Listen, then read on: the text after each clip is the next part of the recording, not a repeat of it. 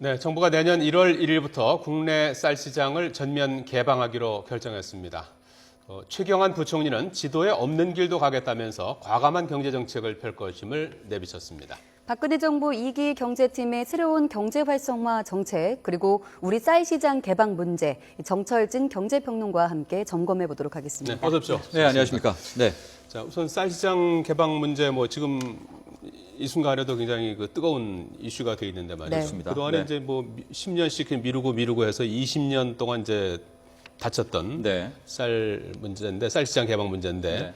이번에 이제 풀기로 했어요. 그렇습니다. 정부가 발표를 했죠. 예. 네. 핵심은 쌀 시장을 이제 열고 예. 고관세를 매기겠다 이제. 그렇습니다. 이런 우리 건데. 시청자분들도 그렇고요. 일부 이제 기자들도 좀 착각하는 게 있는 네. 게 네. 이제 관세를 매긴다. 우리가 하면 그게 보호무역으로 이제 왜냐면 관세를 매기는 거 아닙니까? 예. 근데 쌀 같은 경우에는요. 관세를 매기더라도 시장을 연다라는 의미를 갖고 있습니다. 그러니까 네. 우리나라 같은 경우에는 20년간 관세와 유예였습니다. 즉 아예 관세고 뭐고 말도 못 붙일 정도로 이제 쌀 시장을 딱 닫고 있는데 예. 이제는 관세와 유예를 풀고 관세를 매기면서 시장을 열겠다. 이게 이제 정부의 발표인데 정부가 이렇게까지 이 결정을 하게 된 데는 의무 수입 물량이라는 이제 또 다른 이제 이면이 있습니다. 예. 네. 왜냐하면 이게 쌀 시장이고 우루과이 라운드부터 시작된 게 일종의 협상 아닙니까? 네. 예. 그래서 쌀 시장을 완전히 닫는 거는 좋은데 이제 한편으로는 이쪽 이면에서는 좋아 너네들이 쌀 시장 닫는 대신에 의무적으로 어느 정도 좀 물량을 수입해 지금 그런 게 있었습니다. 예, 그래서 이제 화면에 양들이 나오고 있어요. 나오죠. 예. 이제 5톤부터 1995년부터 시작해서 지난해에는 40.9톤까지 우리가 이제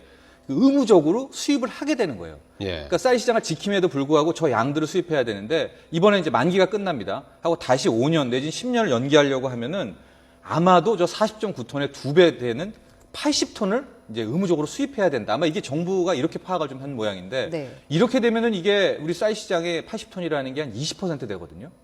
근데 현재 우리나라 쌀 자급률이 한 90%, 100% 육박하지 않습니까? 네. 그럼 저거 20% 수입하게 되면은 초과 공급이 납니다. 120%. 그러면 쌀 가격이 폭락을 하게 되니까 정부 입장에서는 저 의무 수입 물량 때문에 이번에 또 이제 더 한번 5년이건 10년이건 관세와 유예를 하지 말고 이참에 시장을 열자. 예. 이렇게 결정을 내린 거죠. 그럼 어떤 것이 더 좋은 정책이라고 볼 수 있을까요?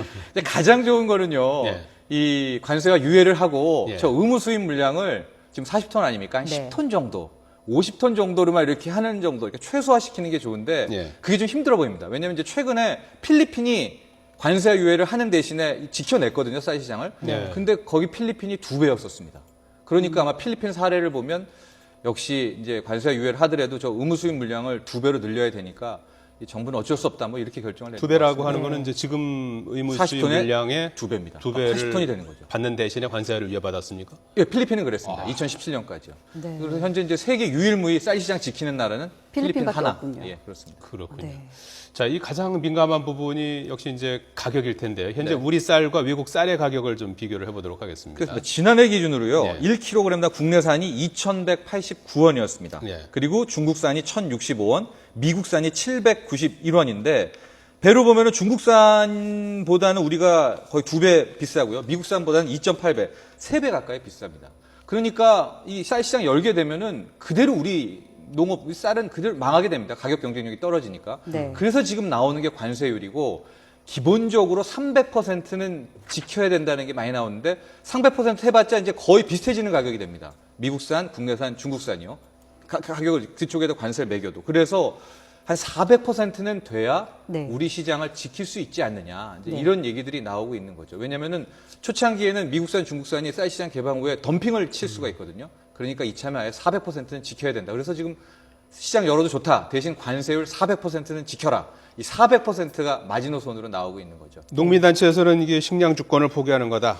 쌀 산업 전체가 붕괴될 수도 있다. 이제 이런 주장이고 강하게 지금 반발하고 있는데요. 네. 농민단체 얘기를 좀 예. 들어보니까요. 왜 협상 안 했느냐. 거기에 좀 한번 도전이라도 해보지 정부가. 예. 예, WTO와 함께 그런 예. 얘기 좀 있었고요.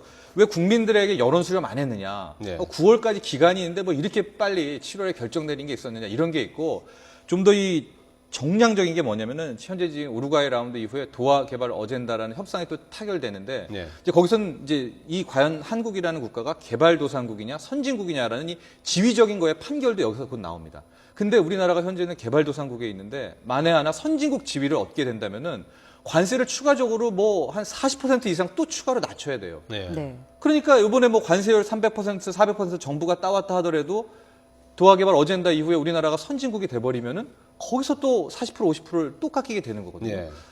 그러면은 오히려 그 결과까지 다 보고해도 되는 건데 왜 더 버티지 못했느냐 아마 농민들은 이런 좀 아쉬움과 안타까움이 있는 거죠. 왜 그랬답니까? 도화개발 어젠다 타결 전까지는 어쨌든 현상 유지는 할 수 있는 겁니다. 그렇죠. 예. 예. 근데 정부는 예. 여러 가지를 본 것 같습니다. 즉 이게 이제 앞으로 FTA도 있고 TPP도 있고 이 하나의 이 쌀 시장 열고 나서는 우리나라도 쌀뿐만 아니라 자동차도 있고 공업도 있고 많은 게 있지 않습니까? 네. 근데 우리가 이 이제 챙길 수 있는 게 있다는 말씀이죠. 그렇죠. 예. 이게 다자간 협상이기 때문에 예. FTA 자유무역을 할 때 꼭 상대방에서는 우리나라의 이 농업을 열어라는 얘기를 많이 합니다. 예. 네. 근데 농업을 좀만이라도 열어주면 그 대가로 공업에서 훨씬 많은 걸 챙길 수가 있거든요. 구체적으로 어떤 것들을 자동차 같은 경우에는 되게 많이, 그러니까 지금 뭐 한중 FTA, 한 캐나다 FTA, 한호주, 뭐 한미 다 하는 얘기가 똑같습니다. 구조 우리나라는 농업 열고 네. 그 대신 공산품 많이 팔아라 이런 구조이기 때문에 정부는 이제 쌀과 기타 산업을 봤을 때 이 정도 선에서 쌀 시장을 열고 나머지 산업을 챙기자 아마 그런 당국의 판단이 있었던 걸로 저는 봅니다. 네. 네. 그 뭐 다른 산업에서 뭘 우리가 이제 챙길 수 있는 게 더 많이 있고 챙길 수 이제 있다 이렇게 농업에서 분석을 이제, 했겠죠. 이제 예. 뭐 이렇게 되고 이제 그런 네. 부분은 뭐 그렇다 치더라도 네. 네. 더 중요한 거는 이제 쌀 산업 그 자체에 대한 어떤 보호 대책도 좀 있어야 될 거 아니겠습니까? 그렇습니다. 예, 네. 지금 나오는 논리 중에서 이미 뭐 일본이 99년에 개방하고요. 2000년도 초반에 대만도 개방을 했는데 일본, 대만 아무 일 없었다. 뭐 관세율로 다 지켜냈다. 이런 얘기가 있는데 실은 그건 틀린 얘기입니다. 예. 왜냐면은 그 전에 일본이나 대만 같은 경우에는 농업 구조 조정을 굉장히 세게 거쳤었거든요. 그러면서 농업이 이제 열면서 관세율도 관세율이지만 스스로 버틸 수 있는 능력을 많이 길렀는데 지금 우리나라 같은 경우에는 20년간의 엄밀히 말하면 유예 기간이 있었음에도 불구하고 지금 농업 어디에도 구조조정도 없었고 뭐 아무것도 된 게 없습니다. 준비가 된 게. 여기에서 열어버리면은 엄청난 농업 쪽에 파괴가 있고 특히 현재 우리나라 같은 경우에는 농업 자급률이 굉장히 뭐 40% 30%라고 하지만 이게 쌀 때문에 그런 거거든요. 네. 쌀만 한 80% 90% 되는 거고 나머지들은 뭐 0. 몇 %대입니다. 예. 네. 근데 이런 식으로 준비도 안 된 상태에서 열어버리면 쌀 자급률마저 만에 하나 70% 60%까지 떨어지게 되면 정말 그럴 일은 없겠지만 뭐 이런 식량 주권 아닙니까? 정말 위기 상황, 세계 경제 위기 상황이 왔을 때 우리가 그나마 쌀이라도 100% 자급자족을 해야 되는데 예. 한순간에 뭐 50% 60% 돼버리면 큰 위기를 겪게 되거든요. 네. 그러니까 제가 좀 아쉬웠던 부분은 20년 동안 우리 당국은 좀 뭐 했을까? 예. 농업 쪽에 좀 구조조정이라도 좀 하고 교통정리를 해놨었어야 되는데 지금 당장 해놓고서 우리가 관세율 300% 400% 따올게 이거는 좀 아니다. 네. 막상 그것도 확정된 것도 아니니까요. 그렇죠. 근데 이 400%라는 관세율을 이제 주장하는 건데 그것도 그게 과연 현실적으로 가능한가 네. 이 부분도 굉장히 궁금하고 400% 관세율을 매기면 네. 우리 쌀 가격 경쟁력은 어느 정도 확보가 되는지 네. 그 부분도 굉장히 아까 궁금해요. 그림을 다시 한번 볼까요? 이제 400%만 정말이라도 지켜와라. 지금 이 심정입니다. 400%를 지키면요 가격이 어떻게 되냐면은 4배로 받을 수 있다는 그렇습니다. 얘기죠? 우리나라 가격이 이제 2,189원이라면요 킬로미터당 예. 미국산이 3,955원이 되고요. 중국산은 5,325원이 됩니다. 그러니까 가격 경쟁력이 우리가 꽤 있죠. 그러네요. 2,189원이기 때문에. 그러니까 이 상태로 한 5년, 10년을 다시 좀 버티기만 한다면은 그 사이에 또 한 번의 기회는 있긴 있습니다.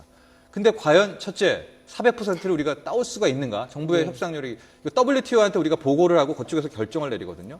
그게 하나의 미지수고 이거 한다고 하더라도 우리가 뭐 TPP나 이런 양자 FTA를 하게 될 경우에 그러니까 중국, 캐나다와 또 다른 딜을 또 하게 됩니다. 네. 거기서 또 깎일 수가 있거든요. 관세율이라는 게. 그렇습니다. 그런 또 이면이 있습니다.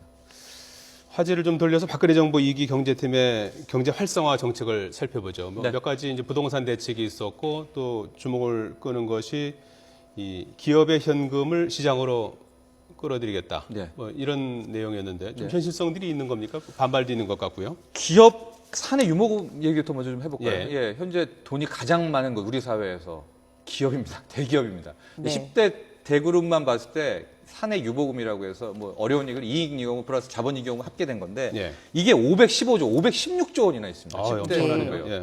근데 뭐 제기에선 이게 다 현금성 자산 아니다. 이미 투자한 것도 있고 투자 계획 세운 것도 있고 토지도 있고 영업권으로 돼 있다.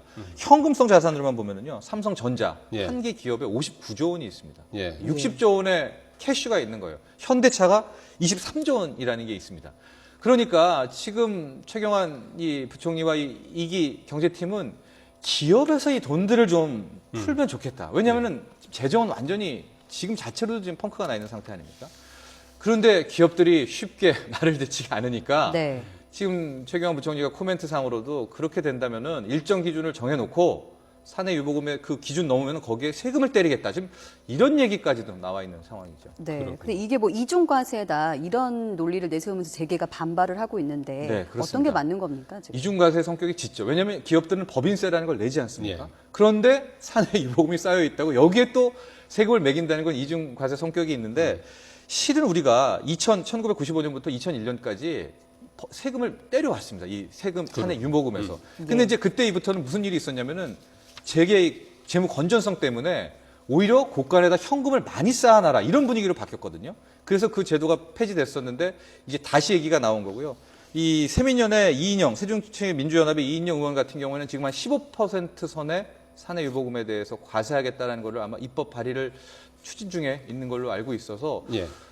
기업에서 좀 돈 끌어내려는 노력이 계속될 그렇군요. 것 같습니다. 네. 그리고 부동산 정책도 조금 끝으로 그러죠. 좀 짚어봐야 될 것 같은데 LTV 규제하고 DTI 규제 네. 그동안에 이제 이 규제를 이제 지금보다 좀 완화하겠다 이제 이런 내용인데요. 그걸 네. 하나 좀 짚어볼까요? 네. 예. LTV부터 볼까요? LTV 네. 주택담보대출 비율 아주 쉽게 얘기하면요. 가격, 집값에 대해서 얼마까지 대출을 받을 수 있냐 이런 겁니다. 네. 보면은 아파트가 2억이다. 현재 60%의 LTV를 적용을 하면은 최대 1억 2천만 원까지 대출을 할 수가 있는데 예. 네. 지금 최경환 경제팀에서는 이거 일괄적으로 70%까지 올리겠다라는 얘기를 1억 지금 하고 있고요. 4천까지 대출이 그렇습니다. 가능해진다는 얘기죠. 예. 근데 또 하나의 규제가 있습니다. 대출 규제. 이 총부채 상환 비율이라고 해서 이거는 뭐냐면 어떠한 대출자의 소득에 대비해서 이 사람이 얼마까지 빌릴 수 있나라는 겁니다. 뭐 가령 이제 DTI 같은 경우에 이제 40%다 하면은요. 이 사람이 연봉이 5천만 원일 때 이 사람이 연간 내는 원리금의 최대가 2천만 원입니다. 근데 이제 2천만 원을 빌릴 수 있다 이런 얘기가 아닙니다. 이제 자기가 뭐 1억이든 2억이든 3억이든 빌리겠죠. 근데 네. 그 돈에 대한 원리금이 2천만 원밖에 안 되니까 상당히 대출 금액이 줄어들 수밖에 없습니다. 근데 과거 같은 경우에는 LTV만 주로 적용을 했었거든요. 예. 근데 LTV 플러스 이 DTI를 동시에 적용하면서 굉장한 대출 규제가 심해졌던 겁니다. 예. 자, 그러면 여기서 이제 중요한 것이 이제 두 가지 아니겠습니까? 이런 그 규제 완화가 이제 주택 시장 활성화로 갈 수 있느냐 하는 부분하고, 네. 그다음에 이제 지금 가계부채 규모가 상당히 커지고 있는데 이 부분이 더 이제 위험해지는 게 아니냐. 사실 가계부채까지 감안해서 경제를 살리고자 하는 건데 그 반대의 시각도 있지 않습니까? 두 가지 그렇습니다. 각도에서 어떻게 보시는지.